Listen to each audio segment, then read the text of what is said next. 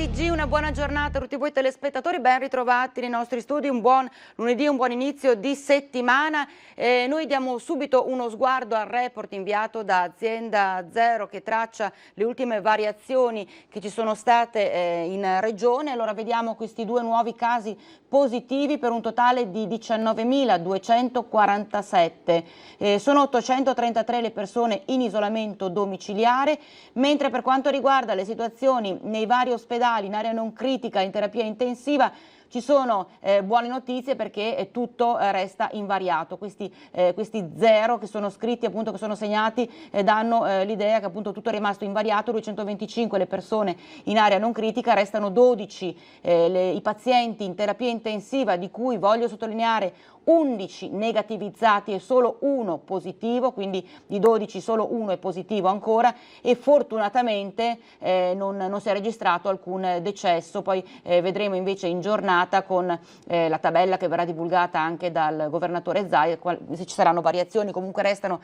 1423 le persone che dall'inizio dell'anno, dal 21 febbraio, dall'inizio dell'emergenza a oggi, hanno perso la vita all'interno degli ospedali. E intanto proprio ieri è stata giornata degli stati generali e il Premier Conte è intervenuto, ha toccato tantissimi argomenti, ma noi allora cominciamo a sentire, a sviscerare un po' quali sono state le posizioni del governo, a cominciare proprio dal rilancio del lavoro e del turismo.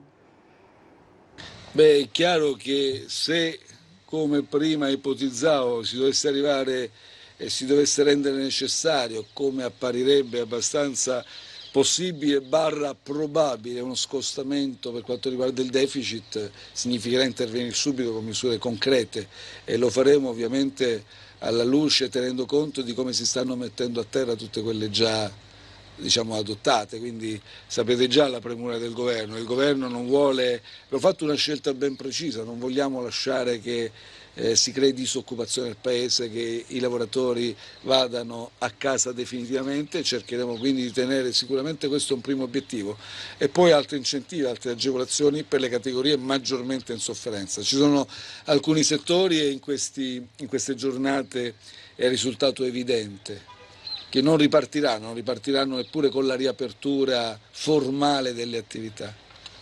È chiaro che ci sono alcuni di questi settori che avranno necessità, l'abbiamo anche detto, immaginate il turismo. Il turismo non è certo che con la riapertura ripartono le programmazioni, le visite, quantomeno dei turisti. Quindi auspichiamo, l'abbiamo detto, dovremo tutti quanti impegnarci responsabilmente, spero, per viaggiare qui in Italia, per visitare il nostro paese. Però il fatto che non ci sono prenotazioni consistenti, apprezzabili dall'estero, questo significa che in prospettiva dovremo predisporci a intervenire. E parlando di rilancio dal punto di vista del lavoro e di tutte le attività, turismo compreso, resta fondamentale il nodo delle semplificazioni. Infatti c'è questo decreto semplificazioni che verrà attuato. Conte ha detto che già entro 6 mesi dovrebbe partire il tutto. Semplificazioni a livello proprio burocratico per cercare di rilanciare, far ripartire le varie attività. Per quanto riguarda il decreto semplificazioni, in questi giorni ci siamo aggiornati perché, come ho detto anche a tutti i ministri, ciascuno ha avuto il compito, anche in queste giornate molto intense, di lavorare con i propri uffici per questi progetti, e poi tutti per il decreto semplificazioni. Quindi confido che già questa settimana, adesso inizieremo dall'inizio dei primi giorni, ci confronteremo, confido di chiudere il decreto semplificazioni e di poterlo portare già al prossimo Consiglio dei Ministri. Ma i cantieri veramente non sono stati mai interrotti. Adesso c'è questa favola dei cantieri interrotti. Insomma, da questo punto di vista devo dire che la ministra De Micheli non si è mai fermata, come anche non si sono fermati i cantieri, perché poi i protocolli li abbiamo fatti subito, come sapete. Quindi dobbiamo dare un maggiore impulso, dobbiamo sicuramente sbloccare qualche passaggio un po' lento. E al termine degli stati generali, in conferenza stampa, proprio il Premier Conte ha toccato anche la questione di quello che va sotto il nome di Recovery Plan. Dovrebbe partire a settembre, però ha dichiarato il Premier: ci stiamo già lavorando. Bilancio.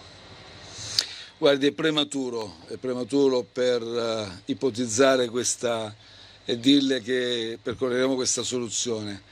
Il Recovery and Resilience Fund sarà diretto a investimenti e riforme e riteniamo che quello è il nostro obiettivo e stiamo lavorando per elaborare progetti di investimento e di riforme su cui poi chiederemo, diciamo, la copertura finanziaria europea. Poi qualche altra, e cercheremo anche di avere un bridge, anche se lei ha detto per quanto riguarda i fondi dell'anno prossimo, se non è molto consistente non si preannuncia molto consistente. Comunque un passo alla volta. Adesso portiamo a casa il negoziato e spero, come ho già detto, che il prossimo Consiglio europeo sia quello determinante e risolutivo. Un attimo dopo lavoreremo, stiamo già in realtà avvantaggiandoci, stiamo già lavorando per il bridge. E nello stesso tempo, attenzione, quando noi diciamo che presenteremo il recovery plan a settembre, quello nazionale, però per come è strutturato, se voi avete conoscenza, come immagino, dei fondi strutturali europei, cioè significa che già adesso noi dobbiamo lavorarci, ecco perché era importante avvantaggiarci, siamo i primi in Europa, ma noi abbiamo delle carenze di struttura, noi non abbiamo capacità di spesa storicamente, spendiamo molto poco dei fondi che ci arrivano. Quindi dobbiamo avvantaggiarci, siamo partiti prima in Europa per questo. La settimana prossima dovremo già chiudere questo piano di rilancio, rivederlo internamente, consolidarlo. Speriamo che, lo ripeto, le opposizioni possano condividerlo. Dopodiché dobbiamo già iniziare a stendere i progetti, perché il cronoprogramma, così come sono strutturati, sono molto impegnativi. Quindi settembre è già domani per noi. E accanto al discorso che ha fatto poco fa il Premier Conte legato alle semplificazioni, resta fondamentale la riduzione del cuneo fiscale per andare a beneficio dei lavoratori. Beh, qui ci siamo resi conto che dobbiamo dare impulso, tantissimi, quasi tutti ci hanno chiesto un cuneo fiscale e la riduzione del cuneo fiscale con beneficio per i lavoratori e dovremmo cercare di intervenire. Già a luglio, sapete, avevamo predisposto una misura e quindi è una direzione giusta che dobbiamo perseguire. Dobbiamo poi, tantissimi progetti hanno riscosso un grande sostegno, un grande appoggio per quanto riguarda un'Italia più inclusiva. Ve ne dico alcuni. Contrasto alla povertà educativa dei nostri giovani, dei nostri ragazzi. Abbiamo consapevolezza, è emersa piena consapevolezza che bisogna investire tantissimo nell'università, ricerca nella scuola. Tra i tanti progetti, un progetto solido, nazionale, per garantire la formazione continua dei lavoratori ma anche dei professionisti. Altrimenti non riusciremo mai a recuperare il gap di produttività che abbiamo con gli altri paesi. Abbiamo sentito dunque, questi sono i punti principali su cui ha concentrato l'attenzione il governo a seguito degli stati generali e torniamo invece in Veneto perché il presidente Zaia ha presentato quelli che lui ha definito 3 eroi, ovvero sono i primi 3 medici, giovanissimi medici di medicina generale che hanno sostituito i 3 colleghi che si erano ammalati di Covid nel periodo del boom dell'emergenza e hanno accettato, sono stati chiamati per andare a Vo, proprio il paese, lo ricorderete, che era stato blindato, la zona rossa del Veneto, e sono andati a Vo e hanno accettato questa vera e propria sfida. Vediamo. Sono degli ospiti assolutamente famosissimi, forse qualcuno non li ha riconosciuti, sono i 3 eroi che sono andati a sostituire i medici che si sono ammalati su Vo. Quindi stiamo parlando di giovani medici che si occupavano della continuità assistenziale, guardie mediche, che nel momento in cui c'è stato bisogno di loro hanno risposto subito presente, come li ho chiamati io, dei riservisti. Spazio ai 3 giovani medici che il governatore Zaia ha chiamato eroi, che hanno ricevuto anche un riconoscimento dal Presidente della Repubblica, Sergio Mattarella. Di loro è spiccato il grande lato umano. Hanno detto immediatamente sì a quella chiamata, nonostante la richiesta fosse difficile, perché Vo, lo ricordiamo, era zona rossa, paese blindato, eppure loro non si sono fatti spaventare, pur consapevoli dei rischi che avrebbero corso. In un primo momento sì, c'è stata anche un po' di paura, un po' di timore. Poi dopo lo spirito che ha prevalso è stato quello proprio del servizio, ma non del servizio inteso semplice senso del dovere. Pensare che 3.500 persone non avessero un medico, il loro medico di riferimento, comunque nessuno che potesse rispondere alle loro domande, anche visto quello che stava succedendo nelle ultime ore in continuità assistenziale il sabato e la domenica, ci ha comunque detto sì, è prevalso su qualsiasi paura, perché abbiamo detto sì, come lasciamo un paese lì senza nessuno? E quindi abbiamo deciso di andarli a sostituire. Il virus all'epoca non si conosceva, non c'erano grandi informazioni né dal punto di vista scientifico né dal punto di vista terapeutico, quindi noi abbiamo dovuto un po' reinventare, riorganizzare quello che era l'assetto ambulatoriale che avevano i nostri i colleghi che siamo andati a sostituire. Abbiamo seguito a domicilio dei pazienti positivi o comunque poi che si sono rivelati tali, e a questi abbiamo dedicato ovviamente un accesso domiciliare, quindi siamo andati noi con tutti i nostri dispositivi a visitarli a casa, anche perché il rischio principale era quello di diventare noi stessi anche vettori dell'infezione. Abbiamo subito accettato quando abbiamo visto che c'era bisogno, e io ancora più di tutti perché ho alcuni assistiti, io sono medico di medicina generale nel comune limitrofo di Cinto, e ho alcuni miei assistiti residenti a Vo. Quindi ero maggiormente preoccupato perché quando sentivo dire che è rimasto senza medici, che chiudevano la città, mi preoccupavo per capire come poter dare assistenza. Quando poi sentivo che veramente c'era l'intera città senza medici, subito allora ho scelto di appunto aderire. E queste sono ore cruciali per Alex Zanardi, il campione di handbike che venerdì scorso è rimasto coinvolto in un terribile incidente stradale avvenuto in provincia di Siena. Le condizioni di Alex Zanardi restano stabili e questa notizia, più passa il tempo, lascia ben sperare. Il quadro clinico del campione, coinvolto in un gravissimo incidente a Pienza mentre stava affrontando una staffetta di handbike, resta critico dal punto di vista neurologico, mentre le funzioni vitali e i parametri cardiovascolari sono buoni. C'è cauto ottimismo tra i medici, ma non si esclude che ci possano essere ricadute. L'Italia intera è con il fiato sospeso. Zanardi, amatissimo campione paralimpico nel cuore di tutti, la vita l'aveva già segnato nel 2001 con un terribile incidente costatogli l'amputazione delle gambe, ma la sua forza di volontà lo aveva portato ad intraprendere un nuovo percorso e a diventare un campione di handbike. Intanto la procura di Siena prosegue nelle indagini per chiarire le cause dell'incidente. Molti dubbi sollevati dal pubblico ministero, perché la strada dove correvano gli atleti non era stata chiusa al traffico, perché non c'era un cordone di sicurezza. Nelle prossime ore in procura è stato convocato il super testimone, un ciclista 65enne che stava seguendo il gruppo di Alex Zanardi. Intanto nel registro degli indagati rimane iscritto solo il camionista 44enne per il reato di lesioni colpose gravissime.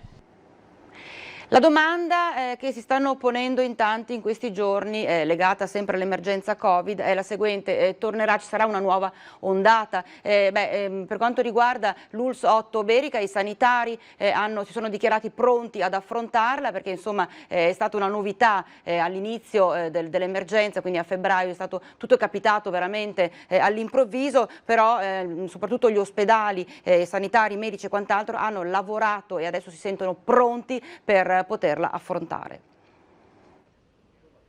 Coronavirus, l'epidemia del secondo millennio, oggi si sta spegnendo, ma tornerà? In che direzione sta andando il virus che ha fermato il mondo? Portiamo le domande dei telespettatori di Rete Veneta agli specialisti della sanità vicentina. In questo momento stiamo andando di fronte a un decremento dell'epidemia, e questo è testimoniato dal fatto che, nonostante un'estensione notevole del numero di tamponi eseguiti, troviamo sempre meno positivi.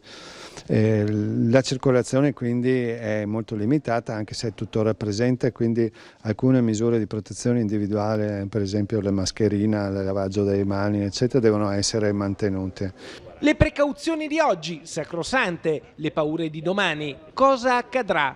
Arriverà una seconda ondata di coronavirus? Cosa succederà in futuro non lo sappiamo con certezza.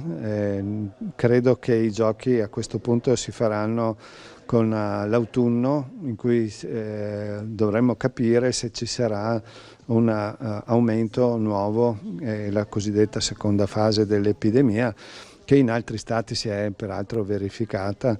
Ricordo che la Corea ha dovuto chiudere di nuovo, fare un lockdown di 2 settimane che dovrebbe terminare questa settimana qui, proprio per un ritorno dell'epidemia. In Cina si verificano continuamente focolai, per quanto molto inferiori rispetto a quello iniziale in varie parti del paese, quindi tutto sommato è quello che noi ci aspettiamo, è che ci sia un ritorno, speriamo che sia contenuto. Da settembre-ottobre inizierà ancora a venire fuori il quadro respiratorio da virus influenzali o parainfluenzali. Questo creerà un problema di diagnosi differenziale, quindi dovremo trovare un modo per testare, oltre ai virus respiratori, influenza, parainfluenza, virus inciziali, anche il Covid, possibilmente con un test unico che li comprenda tutti. Stiamo già provando questa tipologia di test multipli, sono test rapidi molecolari, naturalmente sono costosi, richiedono una organizzazione ad hoc, però la sfida è quella di gestire in un quadro respiratorio la diagnosi differenziale tra Covid e tutto il resto. Qualche minuto di pausa, ci ritroviamo subito dopo.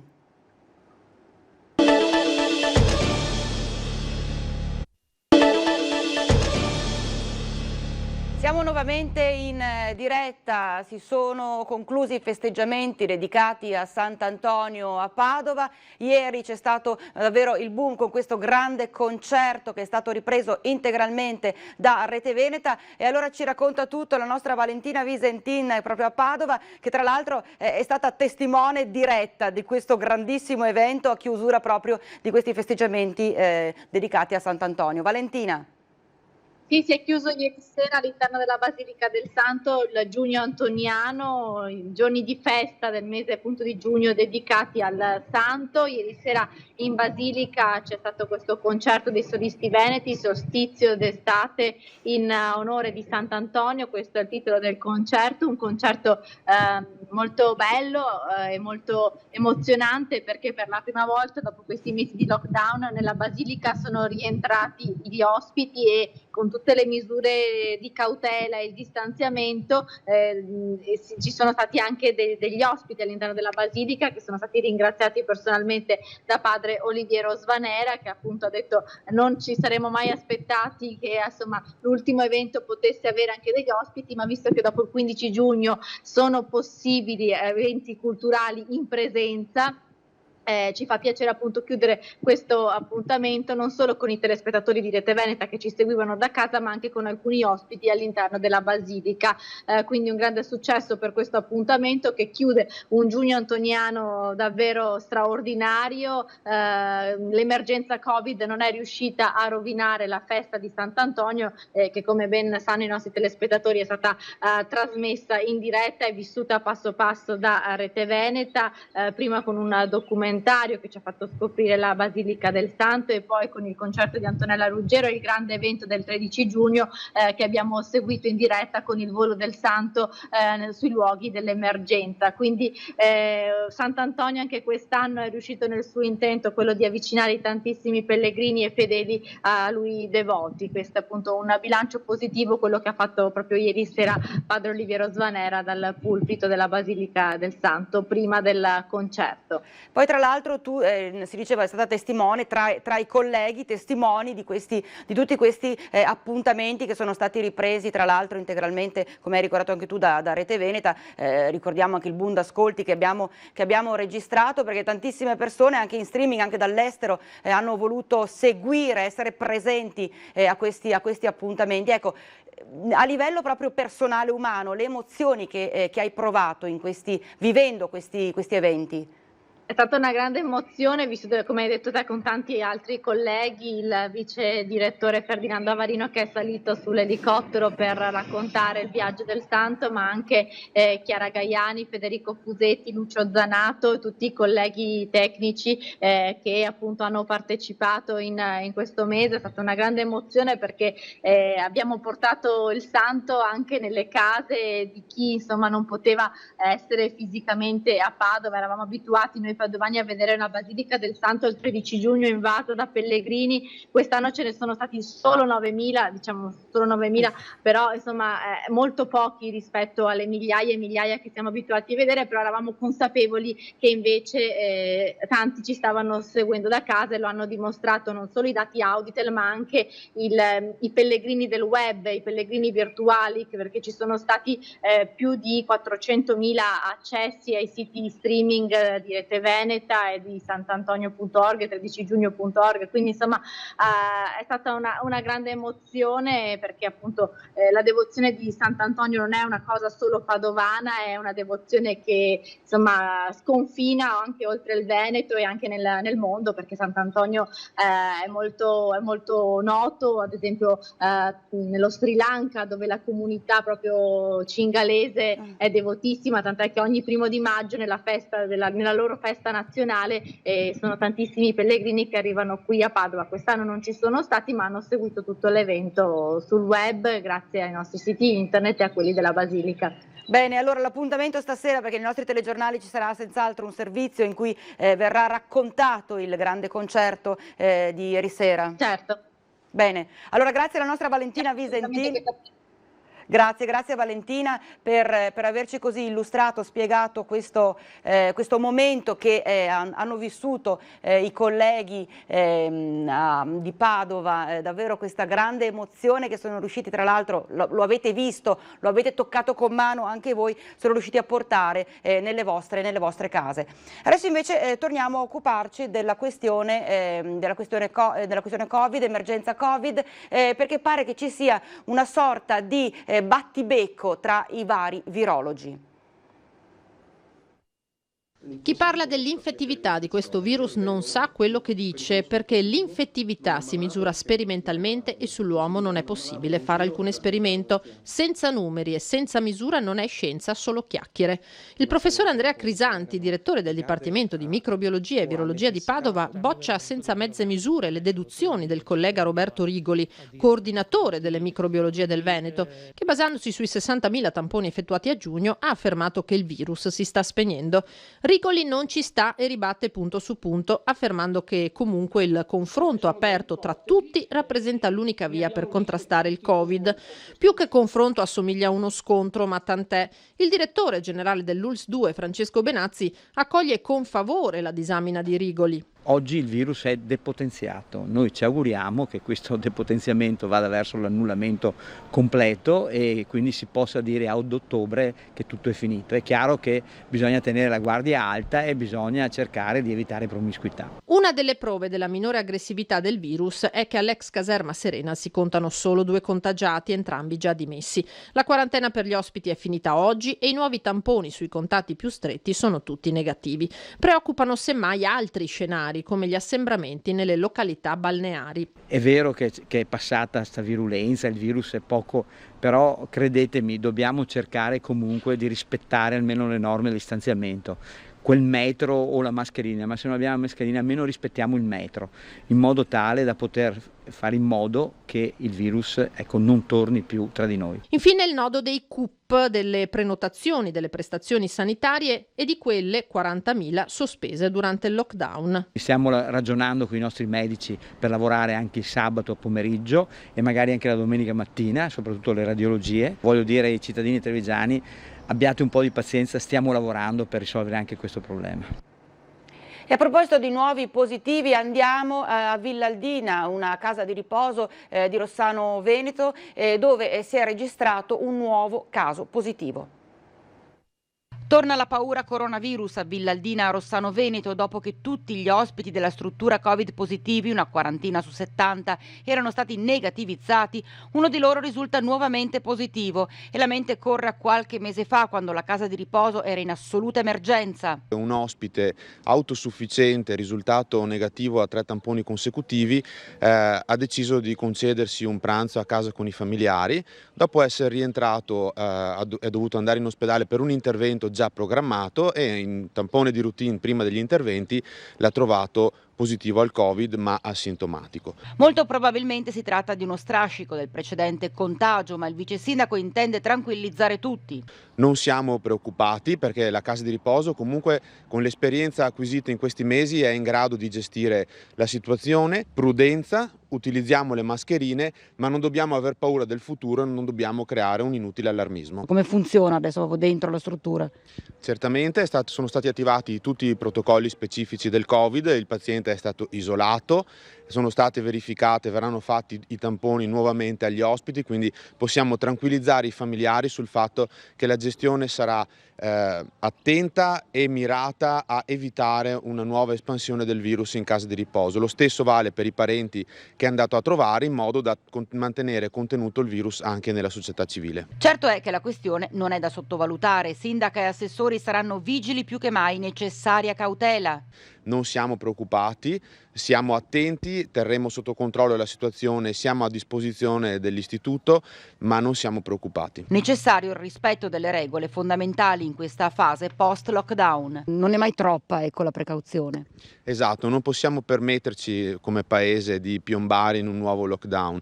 Se le protezioni che possiamo indossare è semplicemente portare la mascherina quando non riusciamo a tenere le distanze, direi che è un sacrificio che possiamo fare per avere la certezza di non scivolare nuovamente in una situazione così drammatica. E c'era anche una delegazione tutta padovana da Papa Francesco, sono stati i sacerdoti di Vo, di Merlara e anche il sacerdote di Conche, di Codevigo, che tra l'altro ha superato, è riuscito a vincere la sua battaglia contro il Covid. L'emozione di incontrare il Papa dopo il lungo periodo di sofferenza. C'era anche una delegazione della diocesi di Padova in udienza dal Santo Padre sabato in Vaticano. Oltre ai medici, infermieri e operatori sanitari della Lombardia e le delegazioni delle diocesi di Milano, Lodi, Bergamo, Brescia, Crema e Cremona, anche Padova aveva la sua rappresentanza. Le zone d'Italia più colpite dal Covid hanno incontrato Papa Francesco, che ha avuto parole di conforto per i sacerdoti che durante il lockdown, nonostante la sospensione delle celebrazioni, sono stati sempre vicini alle comunità afflitte dalla pandemia. Per Padova erano presenti il vicario generale della diocesi di Padova, Monsignor Giuliano Zatti, il direttore della Caritas, Don Luca Facco, il parroco di Vo, zona rossa, insieme ai comuni dell'Odigiano in piena emergenza, Don Mario Gazzillo, il parroco di Merlara, Don Lorenzo Trevisan. Merlara, il paese che ha contato 34 anziani morti nella casa di riposo. E infine c'era anche Don Massimo Fasolo, parroco di Conche di Codevigo e Valli di Chioggia, guarito dal coronavirus dopo un lungo percorso. E adesso andiamo al mare, andiamo a Jesolo, ma non per parlarvi di assembramenti in spiaggia, perché ci occupiamo con il prossimo servizio di una violenta rissa che è scoppiata di notte. Tra l'altro tantissimi giovani da tutto il Veneto sono stati coinvolti e parecchi sono finiti all'ospedale. Le prime situazioni critiche si sono verificate intorno alle 18 lungo la spiaggia iesolana. È intervenuta la polizia e tutto sembrava tornato alla normalità, fino a quando in piazza Mazzini, poco prima delle 2:30, è scoppiato il finimondo.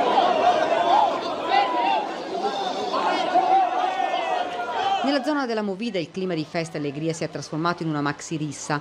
Pugni, calci e spintoni, ragazzi che sono scappati, altri che hanno assistito allibiti. E poi a terra un ragazzo che non si muoveva, incosciente. Fortunatamente poi risultato non in pericolo di vita. Sono scattati i soccorsi, il sabato notte iesolano si è fermato. Il silenzio dopo la rissa è stato squarciato dalle sirene della polizia e delle ambulanze del SUAM. E sui social sono stati postati i primi filmati.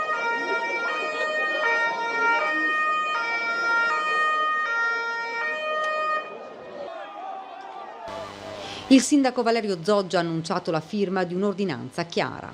Farò un'ordinanza che a una certa ora, adesso devo vedere l'anno scorso da che ora era, per vedere se è il caso anche di anticipare, in cui non si può più consumare alcol, soprattutto nelle zone dove c'è la movida, e non utilizzare bicchieri e bottiglie di vetro se non all'interno dei locali, là ci sono i controlli.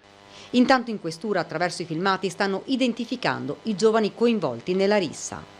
Martedì prossimo ci sarà sicuramente un vertice con il questore per trovare delle soluzioni. Così, dice il sindaco, non possiamo andare avanti. Non solo, ma una volta identificati i ragazzi. Sicuramente chiederemo i danni perché hanno rotto anche qualche bidoni di immondizie, panchine, eccetera.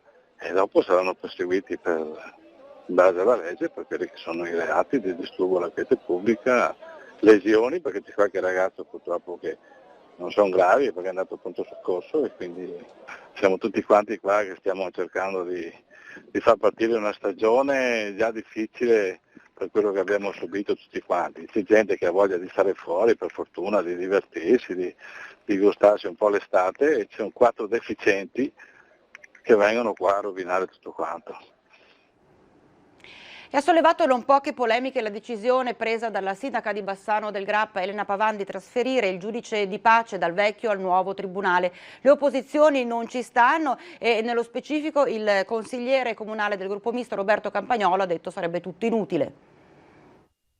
Il giudice di pace è trasferito al Tribunale Nuovo di Bassano, ma le opposizioni non ci stanno. Lo spostamento del magistrato onorario dal vecchio Palazzo di Giustizia di Via Marinali a quello mai aperto, costato ai bassanesi, tutti lo ricordano senza ombra di dubbio, 12 milioni di euro. Soldi buttati al vento grazie alla cecità di Roma con la sua riorganizzazione della geografia giudiziaria. Ma il consigliere del gruppo misto Roberto Campagnolo non vede di buon occhio questa operazione, che ritiene superflua e inutile per Bassano. Si poteva tranquillamente mantenerli lì, potenziando quello che serviva, e lo spazio c'era, piuttosto che andare a occupare in maniera assolutamente insufficiente, perché noi andremo a occupare con neanche un piano di 5 disponibili, di un palazzo che a questo punto tornerà nella disponibilità del Tribunale di Vicenza, quindi diventerà una specie di sottoscala del Tribunale di Vicenza, che lo userà per mettere dentro i faldoni che non ci stanno a Vicenza e mantenere 2 uffici del giudice di pace, e con questo non si potrà fare nessun altro ragionamento. Qui, secondo Campagnolo, c'è un errore strategico politico. Lì o tornava il Tribunale, c'era il progetto che tra l'altro anche Rete Veneta aveva portato avanti con determinazione del Tribunale della Piedemontana. Non possiamo spacciare il giudice di pace come risposta a questo tipo di esigenza. Diventa un palliativo che tra l'altro blocca la possibilità della città di riappropriarsi di quello stabile e magari destinarlo ad altra destinazione. E rischiamo che a questo punto anche la trattativa col ministro, qualsiasi esso sia, diventi una trattativa che non si può più fare, perché a quel punto ti dirà: ma come lo state già utilizzando per avere cosa? Un giudice di pace che stava benissimo da un'altra parte. C'è la pausa, ci troviamo tra qualche minuto.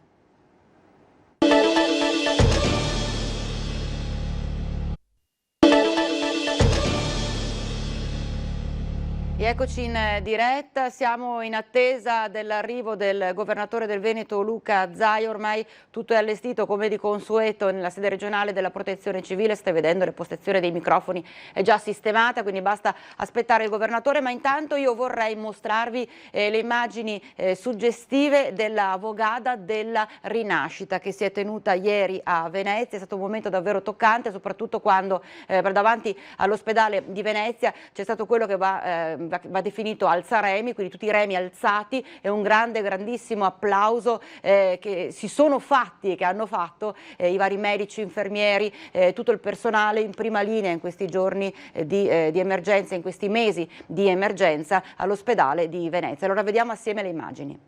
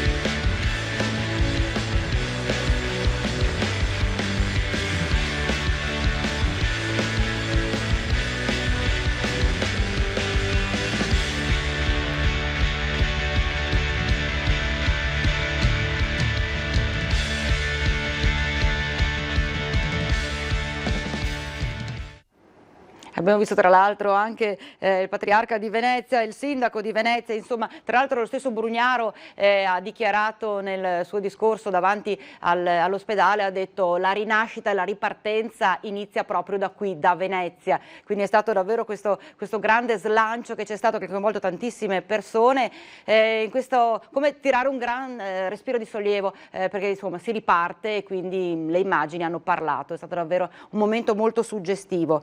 E adesso dovrebbe mancare una manciata di minuti all'arrivo del governatore Zaia. Ne approfitto come sempre per leggere alcuni dei messaggi che ci state inviando al 340 3218 806.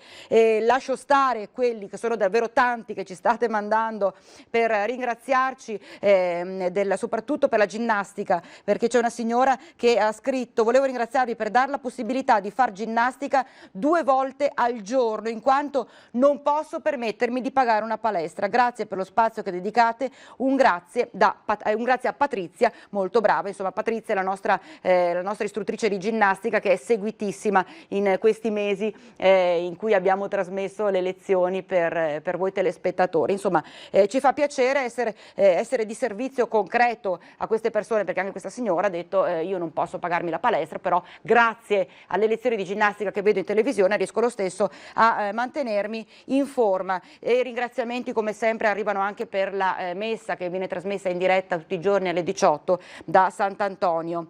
E poi c'è invece questo messaggio che manda questa nostra telespettatrice molto ironico e scrive: notizia fantastica per gli italiani, se positivo un lavoratore chiudono la fabbrica, se positivo un giocatore di calcio in quarantena solo il giocatore. Che fortuna, infatti molta ironia, questi sono provvedimenti che vengono presi dall'alto e vabbè, li accettiamo, vediamo com'è, possiamo non essere d'accordo assolutamente, però così è.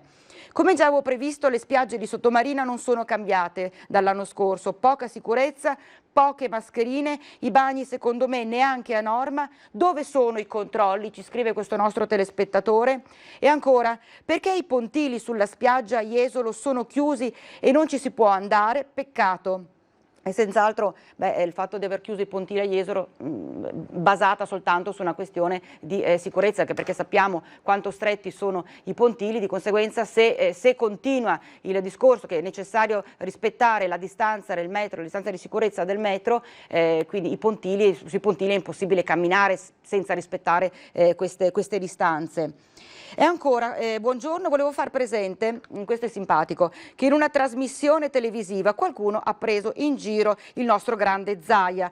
A questo signore, a tutti quelli che la pensano come lui, mia nonna mi diceva che la falsità, l'invidia e l'arroganza sono 3 sorelle figlie dell'ignoranza.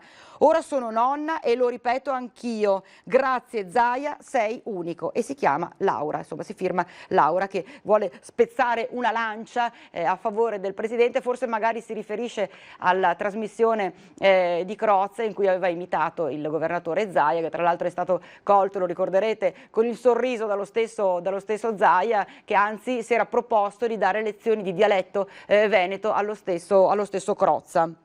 Buongiorno Presidente, ieri siamo stati a Sottomarina, un'indecenza, scrivono, ma quali controlli sanitari, quale sanificazione, quali mascherine, ragazzi ubriachi uno sopra l'altro. Anch'io sono tra quelli che dall'inizio dell'emergenza è in prima linea, ma sacrificarsi per cosa e per chi? Le regole si devono far rispettare e sono valide per tutti, quindi a occhio questa persona è un medico, comunque un operatore sanitario che si è trovato in prima linea a lottare tutti i giorni per cercare di salvare anche vite umane, e vedere che tante persone non rispettano le regole basilari, che sono quelle della mascherina o della distanza, davvero fa rabbia, perché giustamente questo nostro telespettatore o telespettatrice, non sappiamo perché non si è firmato, comunque dice: io sono in prima linea, ho rischiato io primo, ma perché? Per che cosa? Quando si vede che poi non vengono rispettate le linee basilari. In effetti questa è una cosa che fa riflettere parecchio. E poi ecco, c'è un'altra persona che scrive: non si fa il proprio dovere perché qualcuno ci dica grazie, lo si fa per principio, per se stessi, per la propria dignità. E qui tra l'altro ci si lega anche un po' al discorso che hanno fatto i 3 giovanissimi medici che sono stati presentati proprio ieri dal governatore Zaia, quelli che avevano accettato subito senza riserve la chiamata a vo per sostituire i colleghi malati. Noi lo facciamo per dovere, per senso del dovere, ma per aiutare soprattutto le tante persone senza un medico. È arrivato il governatore Zaia, io vi lascio alla conferenza stampa. Sentono tutti nel mondo. In ferie si dà, bravo. Noi qua. Non giustificarti. No, grazie, buongiorno a tutti. Inizia un'altra settimana impegnativa per questa partita. Probabilmente, anzi già vi annuncio che sabato e domenica non facciamo il punto e continueremo invece gli altri giorni. Oggi abbiamo un po' di informazioni come vi avevamo preannunciato. Io inizierei subito con il bollettino, in modo tale che recuperiamo subito i 3 minuti di ritardo, e anzi mi scuso. Totale tamponi sono 882.379.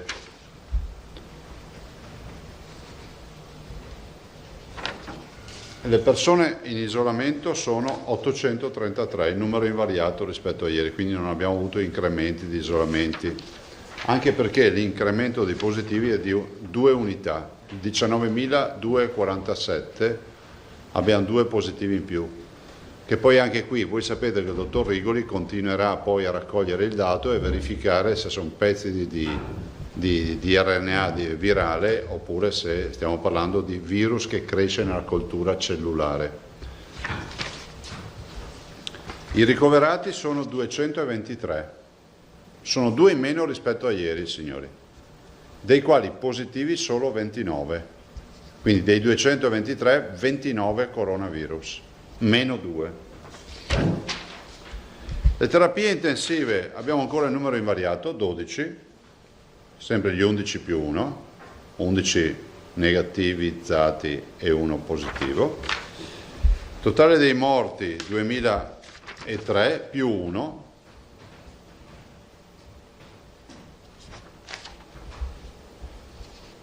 Morti in ospedale sono 1424, che è il più 1, nel senso che la persona deceduta è deceduta in ospedale. I dimessi sono 3.543, 2 dimessi, 75 i nati. 2 considerazioni sul bollettino. Voi vedete che non carichiamo nuovi pazienti, diciamo non abbiamo numeri positivi nella presa in carico di nuovi pazienti, e abbiamo calo che diciamo non è in accelerazione, ma un calo che va giù gradualmente, piano a piano. Questo potrebbe anche giustificare il fatto che gli ultimi pazienti rimasti sono quelli più complicati da un punto di vista clinico, e ci sta fino in fondo, no? Se voi vedete abbiamo 200, se non ricordo male, 223 ricoverati ancora, dei quali, se non ricordo male, 223, dei quali 29 ancora positivizzati.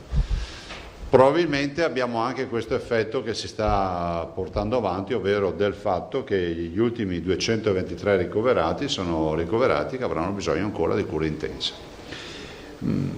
Questo fine settimana è stato costellato da un sacco di segnalazioni che abbiamo avuto rispetto al non rispetto di alcune regole basilari. Penso che anche voi siate stati interessati, come redazione dei giornali, e tutti i cittadini, no?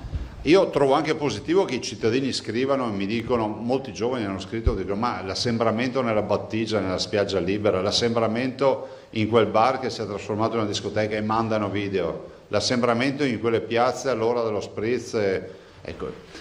Io l'ho detto in più occasioni, noi stiamo calando dal 10 di aprile, i nostri dati sono in calo dal 10 di aprile, sono cali importanti, abbiamo ovviamente affrontato con un sacco di responsabilità la data, quella fatidica che ricorderemo sempre, che è quella del 18 di maggio. Vi ricordo che il 18 maggio abbiamo aperto bar, ristoranti, piscine, palestre, e io quel giorno mi ricordo cosa ho detto: guardate, a questo punto la responsabilità si trasferisce dalla sanità, dai sanitari, dagli ospedali all'individuo, al cittadino. Ognuno di noi da quel 18 di maggio ha una responsabilità personale, individuale e una collettiva. Cioè significa che se io mi comporto male, metto a repentaglio la mia persona, la responsabilità personale e anche quella della comunità. Io mi appello ai giovani che magari hanno dato vita agli assembramenti. Non faccio parte di quelli che pensano che si debba andare col manganello e con le multe, assolutamente no. Penso che si debba dialogare. Penso che il rischio elevato di una reinfezione sia quello che qualcuno possa negli assembramenti portare a casa il virus e magari lo porta, che so, un parente in età pediatrica, che magari è un bimbo immunodepresso, un bimbo che si sta curando per la leucemia o che magari è un malato oncologico che non può permettersi di diventare positivo al coronavirus. A un anziano, il nonno, la nonna, il papà, la mamma, a un malato oncologico. Quindi il mio appello è che, siccome noi abbiamo sempre buttato il cuore oltre l'ostacolo e questo ce l'hanno riconosciuto tutti, perché io sono sempre stato convinto del fatto che i veneti, quando li chiami, ci sono. L'appello che faccio è quello di rispettare, non di stare a casa. Non sto dicendo che bisogna allontanarsi al di sotto di 200 metri da casa come purtroppo abbiamo dovuto fare. Sto dicendo uscite, fate la vostra vita sociale, di relazione, andate in spiaggia, andate al ristorante, andate al bar, ma con delle regole. Se arrivi nella battigia e vedi che è pieno, la spiaggia lo sappiamo tutti che è grande. Se dopo vuoi andare nel cuore pulsante della località è inevitabile che lì è pieno, perché poi se parli con quelli che sono nella pineta o sono qualche altro pontile più in là o qualche altro bagno più in là, ti dicono ma da noi non c'era tutto questo assembramento. E questo è un appello che faccio ai giovani e così vale per molti altri assembramenti. Fondamentale è portare la mascherina all'interno, so che voi lo sapete ma perdonatemi, approfitto anche delle dirette, portare la mascherina all'interno dei locali e portarla quando ci sono assembramenti. Ti ritrovi, diciamo, senza volerlo in mezzo a una piazza che è in assembramento perché a quell'ora c'è lo spritz, poi mettiti la mascherina, non è che devi scappare a casa, mettiti la mascherina. Dopodiché, finito l'assembramento, te la togli e fai la tua vita di sempre. Io faccio veramente appello ai veneti. Noi siamo fortemente preoccupati del virus. Guardate, io non faccio il catastrofista, lo sapete, non lo faccio, non l'ho fatto neanche nei momenti nei quali avevamo centinaia di persone in terapia intensiva. Però, sapete, a fare il catastrofista non sbagli mai. Dico, guardate, arriverà la reinfezione e bisogna non abbassare la guardia, no, fai il catastrofista, se ci indovini diventi un premio Nobel, se non indovini sei stato prudente. Invece io butto il cuore oltre l'ostacolo, io spero che non ci siano più casini, però è pur vero che il virus c'è, sta circolando, oggi abbiamo 2 contagiati in più, c'è qualcuno che gli ha portato il contagio a questi 2 contagiati, non è arrivato da solo, magari sono 2 che si sono trovati in spiaggia domenica o qualcuno che è andato in spiaggia e gliel'ha portato a casa il virus. Quindi non dobbiamo abbassare la guardia, siamo preoccupati del fatto che se torna la reinfezione con questi numeri, con questi assembramenti bisogna andare giù pesanti con le restrizioni perché è inevitabile, no? È vero che siamo in grado di controllarla in maniera migliore, è altrettanto vero che abbiamo farmaci, abbiamo modalità organizzative diverse dal 21 febbraio, però comunque resta il problema. Ci tenevo a dirvelo, perché è una preoccupazione che abbiamo. Poi per carità qualcuno dice che questo virus non è più virulento come prima e penso che ormai i clinici a livello nazionale lo stiano confermando tutti. Però sulla pericolosità, insomma, io sarei prudente. Allora, voglio intanto ringraziare Fabio De Togni, ma più Alessandra Olivieri, che hanno portato per la protezione civile i prodotti di Rana, di Giovanni Rana, e quindi grazie di cuore per questo atto di generosità, grazie. E che sono quasi tutte le settimane presenti, fra l'altro, quindi li ringraziamo. Poi un po' di auguri. La signora Rosa Bedin di 100 anni di Montebelluna compie gli anni oggi e le facciamo gli auguri. La signora Corinda Novello di 102 anni vive a Spinea in casa di riposo e quindi facciamo gli auguri anche a lei e salutiamo anche tutti gli operatori che seguono e permettono di celebrare compleanni di 102 anni. Ma poi non finisce qui, perché c'è un'altra signora alla quale vogliamo fare gli auguri, è Zanetti Maria, che ne compie 104. Quindi oggi abbiamo un 100, 102, 104. E la signora Zanetti Maria, che è la più anziana di oggi, anzi la più saggia di oggi, compie 104 anni e dippeseggia di Scorzè. Finito sto preambolo, vi dico che oggi noi presentiamo e vi comunichiamo che ho firmato l'ordinanza che riguarda le case di riposo e gli altri centri, e poi voglio che l'assessore, dopo le domande, è corretto che l'assessore Lanzarin vi dia a volo d'uccello insomma una spiegazione. Comunque stiamo parlando di semplificazione nell'accesso. Se tu vai in casa di riposo a far visita, poi vi dirà l'assessore, le 2 persone, i tempi di attesa eccetera, ma ci vai mascherina, nel senso che mascherina l'ospite, mascherina il familiare e via con la visita, poi lei vi definirà i tempi della visita e quant'altro. Dall'altro, e quindi noi speriamo che si possa sbloccare definitivamente questa che sta diventando una tragedia nella tragedia. Noi abbiamo un sacco di segnalazioni, non solo per le case di riposo, ma anche per i centri per i disabili e altre realtà dove familiari sono interdetti dalla visita.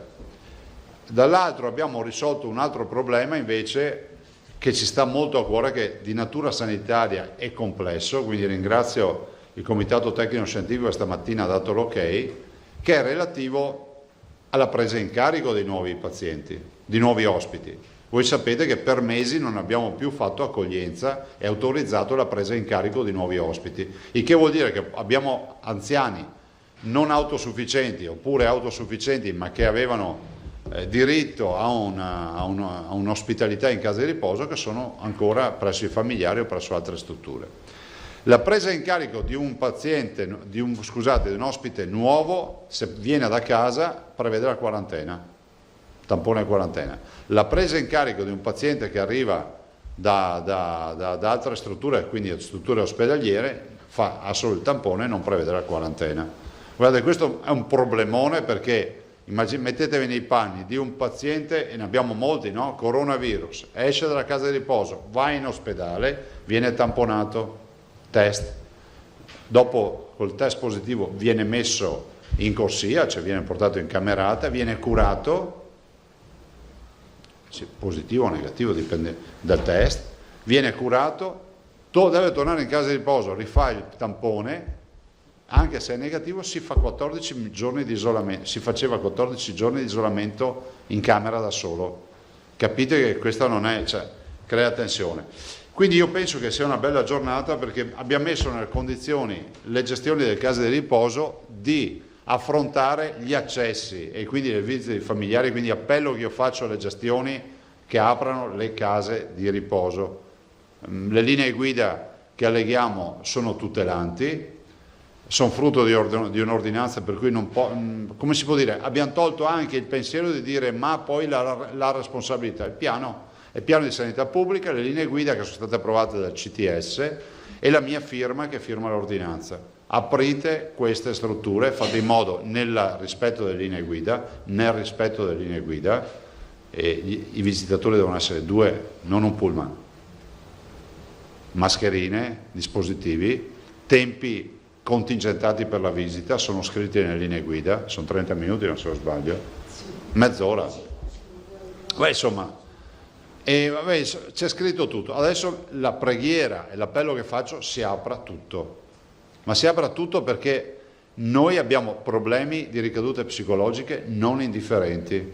Cioè, poi mettetevi nei panni di un anziano isolato che non è, magari che non ha accesso alle informazioni, non ha gli strumenti, non ha neanche le capacità di avere informazioni e lui l'unica lettura che ha, questo ospite, è non vedo più nessuno da mesi. C'è il tema dell'abbandono, no? Che è il tema che pesa tantissimo. Prego, domande e poi passo la parola al signor Lanzarin. Prima domanda, collega, prego. Ciao. Volevo chiedere due cose intanto, nella discussione a distanza tra Crisanti e Rigoli, appunto, un po' come vedere anche di mediare un pochettino l'ascolto, quindi anche la definizione del messaggio da dare. E un'altra cosa invece, se posso collegarmi subito all'altra vicenda detta prima dei programmi del fine settimana, molti sindaci delle località turistiche avevano chiesto sostanzialmente, avevano detto che avrebbero applicato in modo abbastanza importante, chiamiamolo pugno di ferro, comunque un'attenzione nell'applicazione delle multe, che anche in questo fine settimana tutto sommato non c'è stata. C'è un consiglio da dare, se vogliamo, ai sindaci, cioè visto un po' come sta andando, come è andata ieri? Ma guarda, i sindaci sono eccezionali e io non darei consigli, non sono in condizione di dare consiglio. Io farei un appello ai cittadini che ci diano una mano a continuare con il lavoro di squadra, perché se svanisce questo lavoro di squadra, se siamo liberi tutti, io non vi posso certificare che tornerà il virus, ma non posso neanche certificare che non tornerà. Solo un folle potrebbe dire sì in una direzione o sì nell'altra. Per quanto riguarda il dibattito tra il dottor Rigoli e il professor Crisanti, c'è un dibattito tra scienziati, tra persone che studiano, che hanno dedicato una vita, in particolar modo il dottor Rigoli, c'è una vita che vive in laboratorio e ha avuto modo di spiegare quali sono le sue ragioni di natura scientifica, e penso che il professor Crisanti abbia detto correttamente una cosa, che non ha visto lo studio di Rigoli nella dichiarazione. Per cui io sono convinto che quando vedranno Rigoli gli farà vedere le carte, si capiranno. Io ho letto quello di dichiarazione del professor Crisanti e ho detto premetto che non ho visto lo studio. Il professor Rigoli è uomo di provata professionalità, il dottor Rigoli, scusate, su questo non si discute. Altro? Tosato, collega. Secondo Emiliano... voi fa caldo qui dentro? Sì. Ma non abbiamo modo di raffrescare? Sì, vedo i bocchettoni, quindi immagino di sia. Sì, quasi tutto disinfettato. Prego. No, ecco, a proposito delle case di riposo, chiedevo, magari l'assessore lo sa o lei stesso Presidente, ci sono richieste sensibili di nuovi accessi, cioè ci sono domande in maniera... C'è. Sì. Una fiera c'è, nel senso che considerate, noi abbiamo un progresso di 5 mesi di presa in carico, 5 mesi di presa in carico che non sono state prese in carico. Se volete il numero non lo sappiamo dire.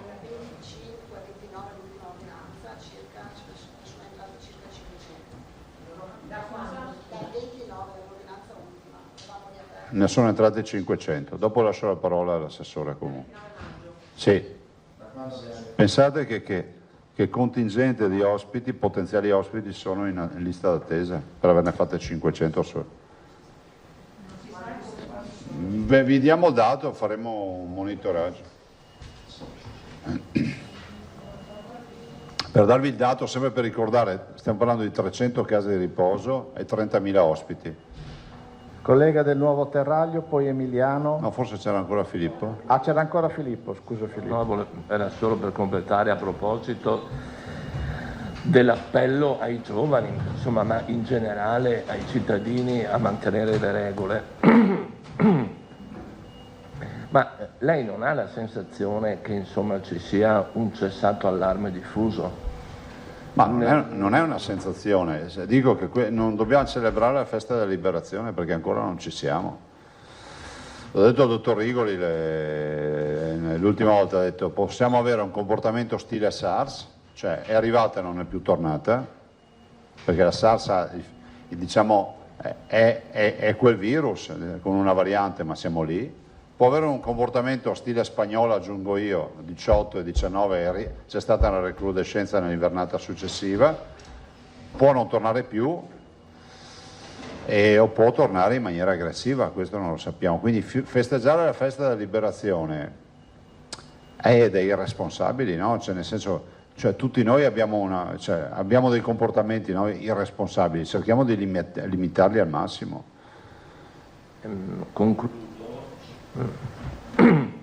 Concludo su questa vicenda appunto di Rigoli e di Crisanti. Lei ha detto sono scienziati, dibattono, si chiariranno, faranno quello che vogliono, però sono anche consulenti scientifici della Regione E insomma, essere consulente scientifico significa dare delle indicazioni probanti, utili.